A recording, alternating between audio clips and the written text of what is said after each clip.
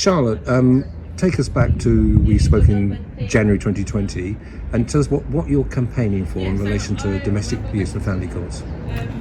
So at the moment, the biggest thing I'm campaigning for is the transparency in family court, which I believe is really vital in order to protect victims and to stop magistrates and judges making wrong decisions, and so that there can be more accountability held for when they do.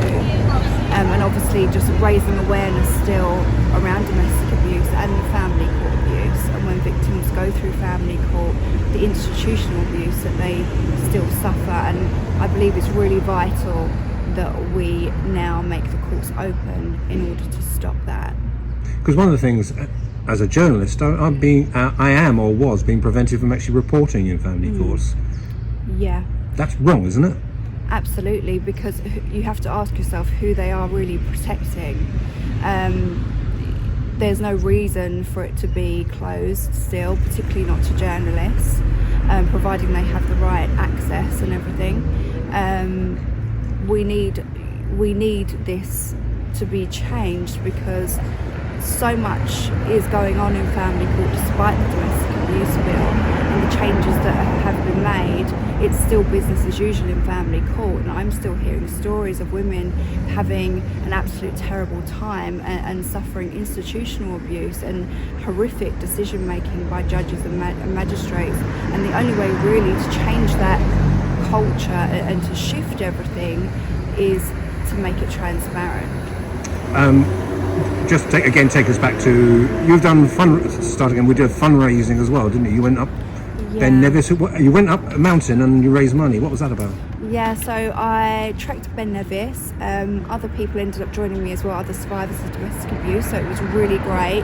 We managed to raise £4,000 for Stand Up to Domestic Abuse, which is a domestic abuse charity. So it was a really great achievement for all of us to do, and it was amazing to be involved in that. So in about the 18 months that we last spoke, have you built up a network of people that you communicate with?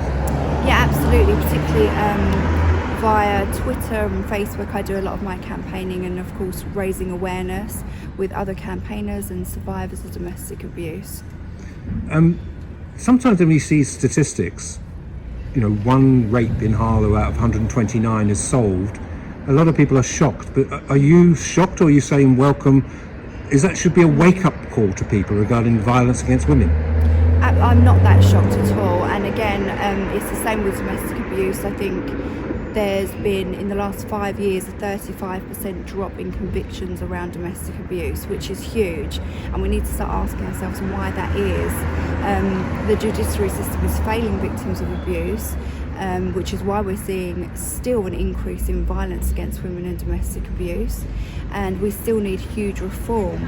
If we can't rely on the judiciary system and including the police force to protect us, then what standards does that set for society?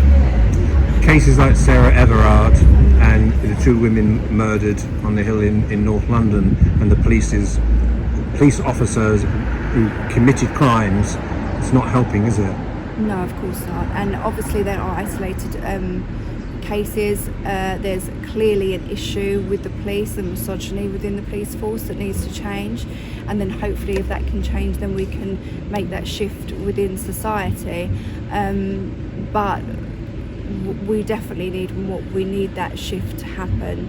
And cases like Sarah Everard is awful.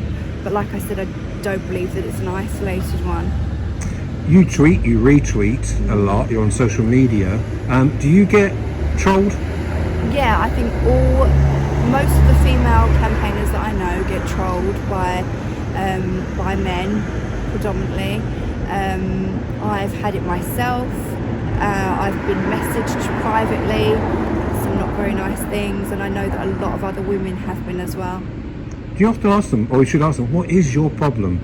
I tend to block and delete them. I don't engage because they can get quite nasty. And do you also, here we are in November 2021, do you think there'll ever come a stage and you'll say, I had to put this part of my life behind me and move on, or is it? No, I'm really passionate about trying to make more change and raise awareness. I believe that it's really important in order to change change things for future generations. And I'm a strong believer in what we leave behind and the legacy that we leave behind for our children, and that we should, if we can, try and do something to change things for the better.